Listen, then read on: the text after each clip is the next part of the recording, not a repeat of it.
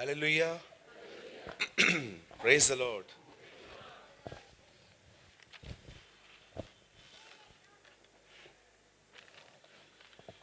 Okay कितने लोगों ने फर्स्ट सेशन में कुछ समझा? Come on, 1 2 3, 3.5 4। ओके, पूरा हाथ ऊपर कर। Okay, great.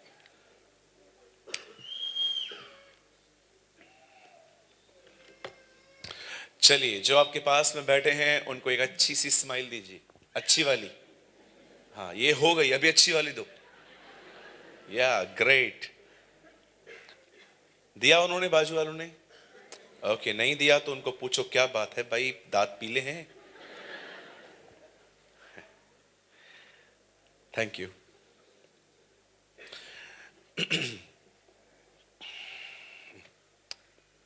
आप सब तैयार हैं? Okay, good.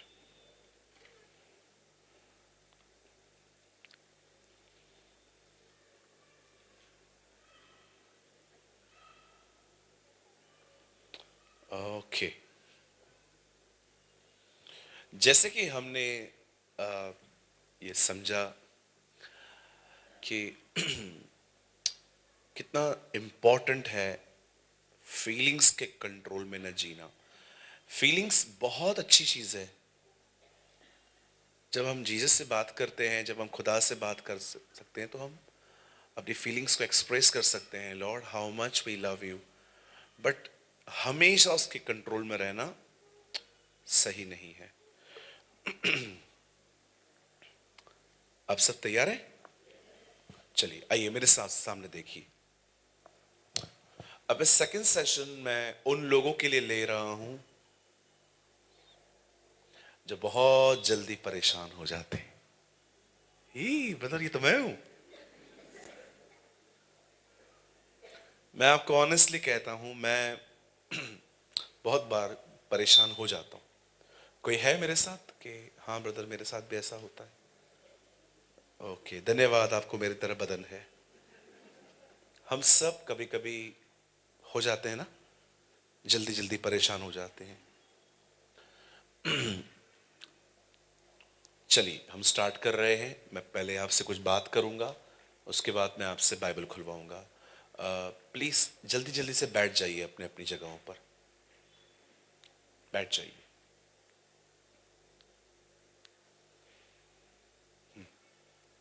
सुनिए, अगर समय मिले तो इस हफ्ते में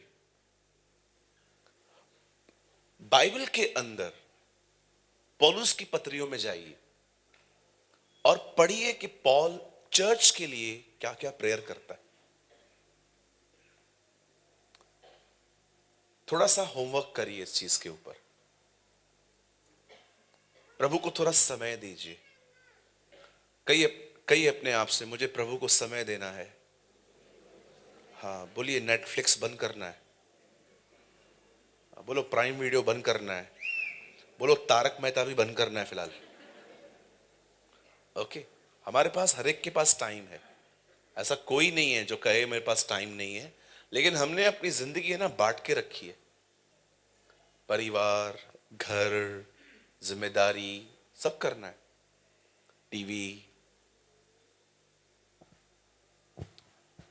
प्रभु का धन्यवाद है, अभी बहुत सारे लोग कम टीवी देखते हैं। पहले तो मैंने देखा था, घर पे 9:30 से पहले खाना नहीं मिलता था। वो सारी बहनें बैठी हुई हैं, सास भी कभी बहू थी, ससुर भी कभी दामाद था, पता नहीं क्या देखते थे वो। वो बैठी रहती थी। मिहिर मर गया, बात चली गई। कुछ कुछ लोग तो मतलब सारा दिन सीरियल सीरियल सीरियल। और वो सीरियल वाले भी आपके दिमाग को जानते हैं। जैसे ही कोई आने वाला होगा, उधर बंद कर देंगे, ताकि आप अगले दिन इंतजार करो ये था कौन। और इस चक्कर में आप अगले दिन भी देखोगे, है ना?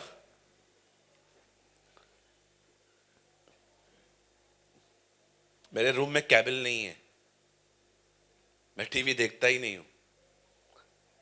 15 17 साल हो गए टीवी नहीं देखी। मैं बिल्कुल बोर नहीं होता हूं। मैं गवाही देता हूं आपके सामने खड़े होके, यीशु मेरा आनंद है। Jesus is my Joy. देखो, पड़ी नहीं है टीवी, मतलब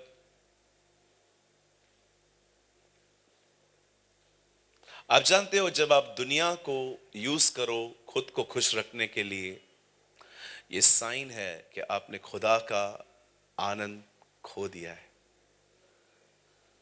राइट? हालेलुया। इस हफ्ते में टाइम निकालिए और पॉल के हर पत्री को पढ़िए और उसकी जो दुआएं हैं ना वो पढ़ के देखिए। मैं उसकी दुआ में से एक छोटा सा पोर्शन आपको बताना चाहता हूं। पॉल इफिसियों की कलीसिया को कहता है कि मैं प्रार्थना करता हूं कि तुम परमेश्वर की आत्मा की सामर्थ के द्वारा अपने भीतरी मनुष्यत्व में बलवंत होते जाओ। पॉल ये नहीं कहता है कि मैं प्रार्थना करता हूं कि तुम्हारे दुश्मन खत्म हो जाएं। वो कहता है नहीं, मैं प्रार्थना करता हूं तुम स्ट्रांग बनो। आमेन। कहिए स्ट्रांग। आप जानते हैं आदमी स्ट्रांग और वीक कैसे होता है? जब मैं कहता हूं स्ट्रांग, यहां देखिए सब, अगर आप खाना खा के सो जाओगे, ये आपके लिए प्रोफेसी है, आप आने वाले दिनों में मोटे बनने वाले। ये प्रोफेसी मैं नहीं कर रहा हूं, आदतें प्रोफेसी करती हैं। कुछ लोग होते हैं ना, खाना खा के सो जाते हैं, क्या होगा पता है? आपका खाना फैट्स में बदल जाएगा, चर्बी। कहिए चर्बी। लेकिन कुछ लोग ऐसे होते हैं जो खाना खाने के बाद एक्सरसाइज करते हैं, वो खाना चर्बी में नहीं बदलता है, अब वो खाना मेल्ट होता है, जूसेस बनती हैं, वो जूसेस आपकी नसों में जाती हैं और आपको ताकत मिलती है। राइट? परमेश्वर भी यही है। खुदा भी चाहता है कि आप में से कुछ लोग सिर्फ मोटे नहीं दिखे। आपको पता है बहुत से मोटे कमजोर होते हैं, एक नॉकआउट मारू ना गिर जाएंगे। बट कभी कभी पतलों से लड़ना डिफिकल्ट होता है। क्यों? क्योंकि स्ट्रेंथ है।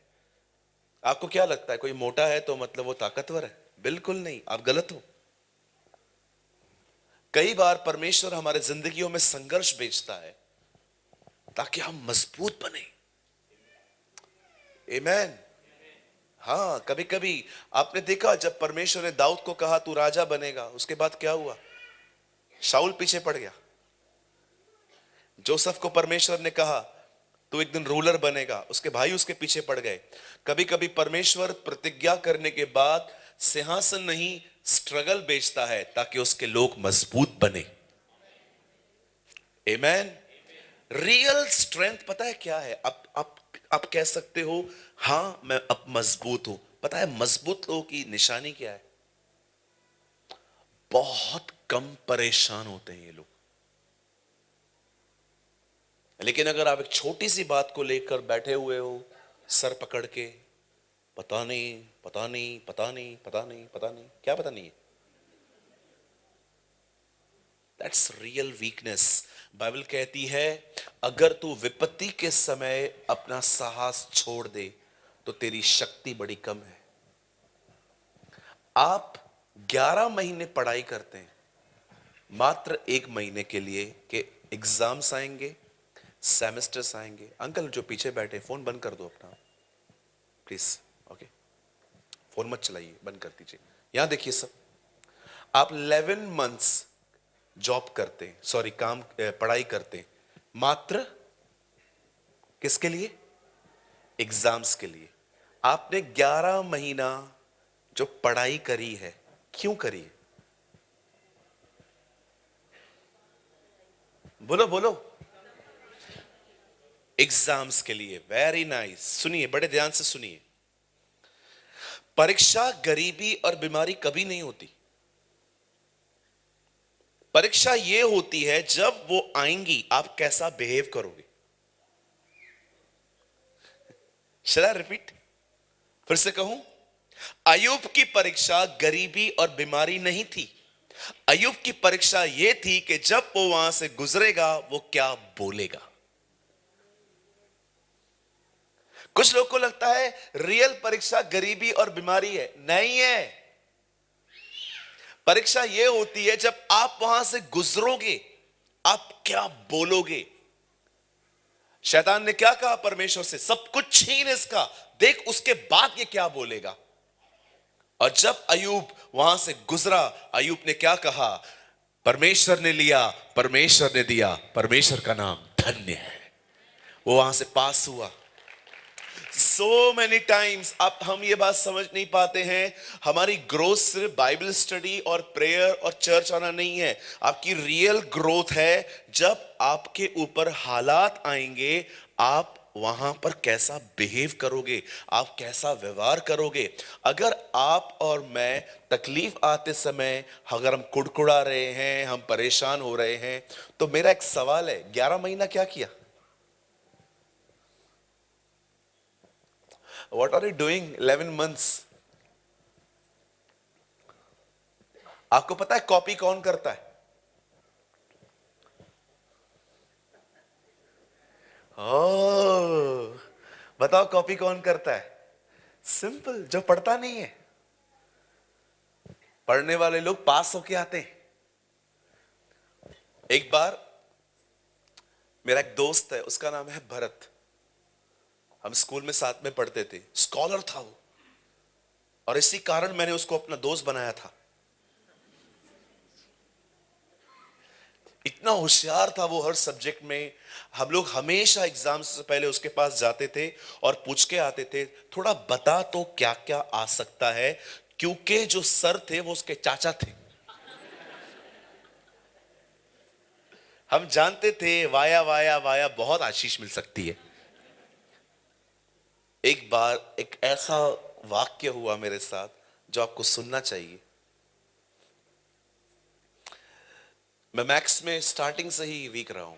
गणित, गणित बोलते ना, गणित गणित कुछ सब्जेक्ट्स में हमेशा विदाउट ट्यूशन पास होके आया हूं, रैंक लेकर आया हूं। लेकिन जब बात मैथमेटिक्स की आती थी, 2 2 जा 2, 4 4 जा 8, बिल्कुल हमारा बत्ती बंद। मैं इतना वीक था, मुझे कैलकुलेटर पे भी शक होता था ये गलत बोल रहा है। गलत बोल सकता है, ऐसी हालत थी मेरी। एक बार मैं स्कूल गया और मैंने अपने दोस्त को पहले ही बोल दिया, मैं बिल्कुल नहीं पढ़ के आया हूं, कृपया अनुग्रह करें। मेरा दोस्त बहुत अच्छा था, उसने कहा ठीक है मैं देखूंगा टीचर कौन सा आ रहा है। तो टीचर आया जो हम लोग के पहचान का ही था, और मैंने उससे पूरा सप्लीमेंट ले लिया। और मैं आराम से बैठ के, पहले वो सप्लीमेंट आते धागा बांध के, है याद है नहीं याद है? धागा वागा अभी भी ऐसे ही होता रहेगा ना, धागा बांध के। तो वही वही सप्लीमेंट रखा, सब लिखता गया लिखता गया लिखता गया लिखता गया लिखता गया। मैं इतना घमंड कर रहा था, ये पहली बार होगा जब मैं 100 में से 100 लेके आएगा। जब मैं बाहर निकला, मेरा दोस्त कैंटीन के यहां पर खड़े होकर रो रहा था। यार ये रो क्यों रहा है? वो मुझसे पहले एग्जाम देके निकला था। तो मेरे भाई इधर तो रो क्यों रहा है? पूरा पेपर गलत लिखा। क्या? मैंने बोला अभी, बोला अभी कुछ नहीं हो सकता। कहिए बाजू वाले को, कॉपी करने वालों का मुंह हमेशा काला होता है। कॉपी क्यों की? मैंने पढ़ाई नहीं करी।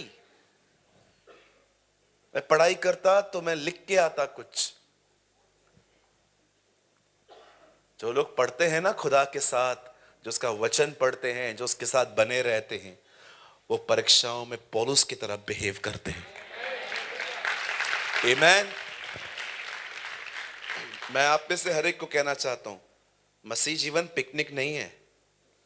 आप उसको पिकनिक की तरह ले सकते हो, आपकी मर्जी है, लेकिन वो पिकनिक नहीं है, वो एक बैटल फील्ड है।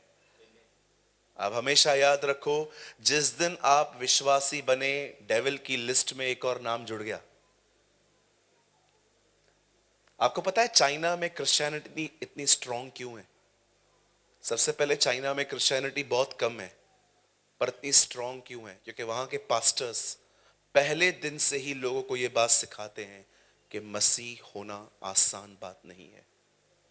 इसीलिए वो लोग चैलेंजेस लेते हैं। आप देखते रहेंगे आजकल कुछ और ही सुनाई को। आजकल हम लोग जितने भी लोग आते हैं पहले पहले उनको ये सुनाते हैं, प्रभु में तुम्हें क्या क्या मिलेगा, तुम्हें चंगाई मिलेगी, तुम्हें छुटकारे मिलेंगे, तुम्हें वीजा मिलेगा, तुम्हें साबुन मिलेगा, तुम्हें ये मिलेगा, तुम्हें वो मिलेगा। और लोग सिर्फ पाने के लिए यहाँ आते हैं। मैं आप में से हर एक को बताना चाहता हूँ, यीशु मसीह ने परमेश्वर के अनुग्रह के बारे में उनको बताया था जो ऑलरेडी 30 साल तक परमेश्वर के भय के बारे में सुनते आए थे। और हम जो पहले दिन पे लोग आते हैं, हम उनको पहले दिन पे ही बता देते हैं, प्रभु आप बड़ा दयालु अनुग्रहकारी, जो तूने पाप किए फिर से कर, फिर माफ करेगा। और लोग करते हैं। कितने लोग दिखा दूं विश्वासी हैं, आज भी मीटिंग पूरी होगी,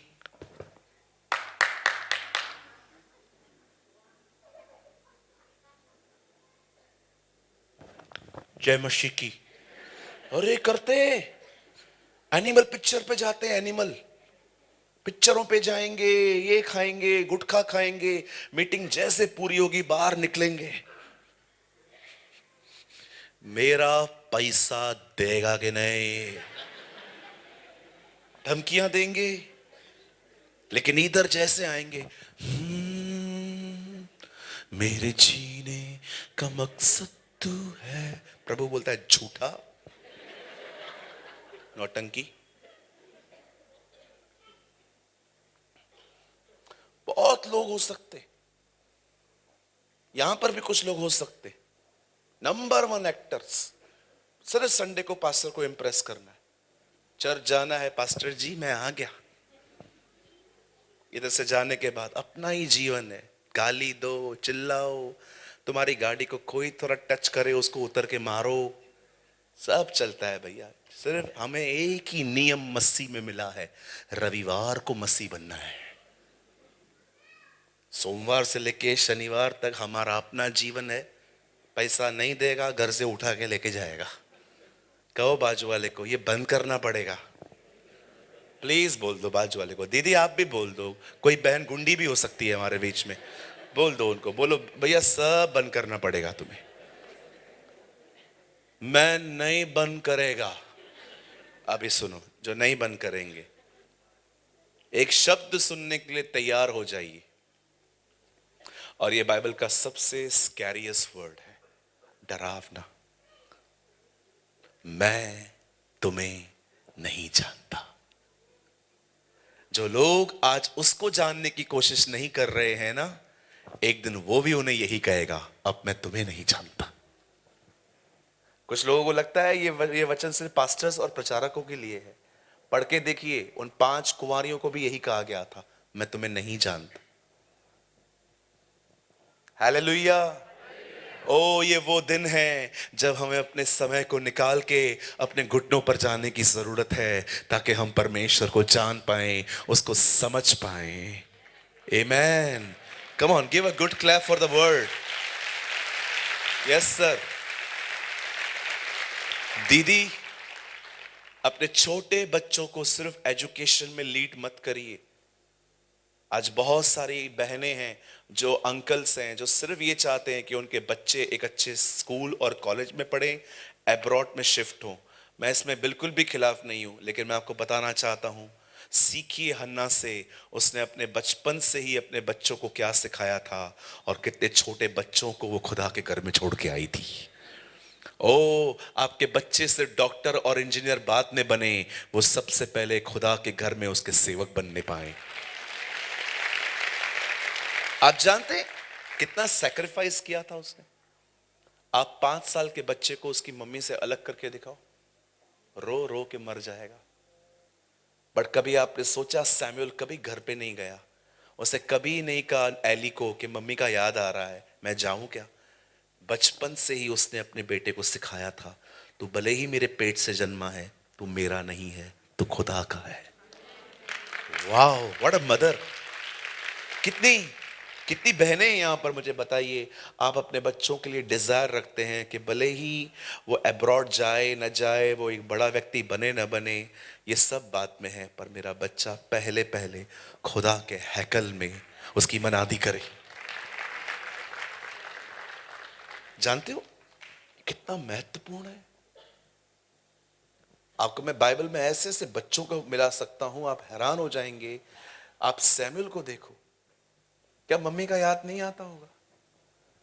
कभी वो बोलता नहीं होगा एली अंकल को, अंकल मेरे घर पे पलंग था, चेयर था, सोफा था, ये मम्मी जहां छोड़ के गई है मेरे को फ्लोर पे सोना पड़ता है, ना कोई पलंग है ना कोई चेयर है, क्या है? कुछ नहीं। ट्रेंड किया गया था उसे।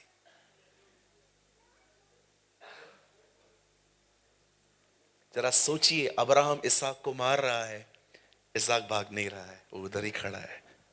क्या बच्चे थे ये! पता है क्यों थे ये ऐसे? इन्होंने अपने माँ बाप से सिर्फ सुना नहीं था सेवा करनी है, इन्होंने अपने माँ बाप को सेवा करते हुए देखा था।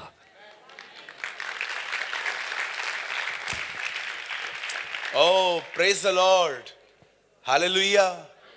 आई डोंट नो आप में से कितनी माएं हैं, अगर आपका बच्चा आपकी नहीं भी सुनता है तो आप जब देखते हैं कि जब वो सो गया है गहरी नींद में, आप उसके बिल्कुल पास में खड़े हो जाते हैं और उसके पीठ पर हाथ रख के, सर पे हाथ रख के कहते हैं, प्रभु भले ये इन दिनों में आपसे दूर भाग रहा है, लेकिन मैं प्रार्थना करती हूँ प्रभु आने वाले समय में इसे अपनी तरफ खींच लेना, इसे ब्लेस करना खुदावंत।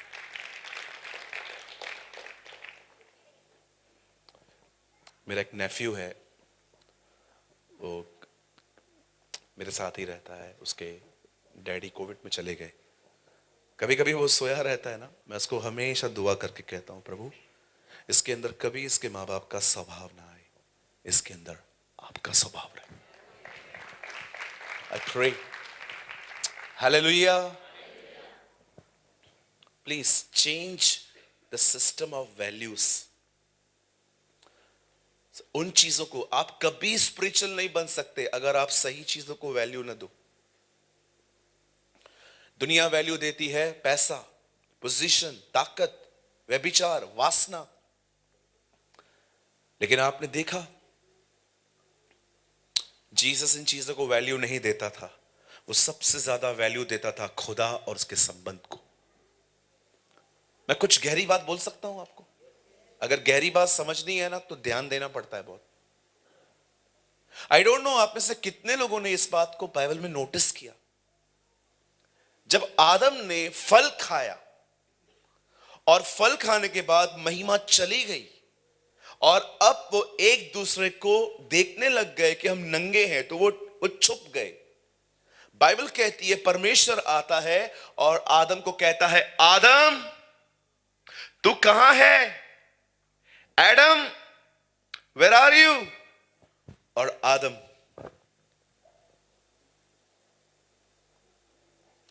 मैं डिसाइड किया मैं आपसे नहीं मिलेगा।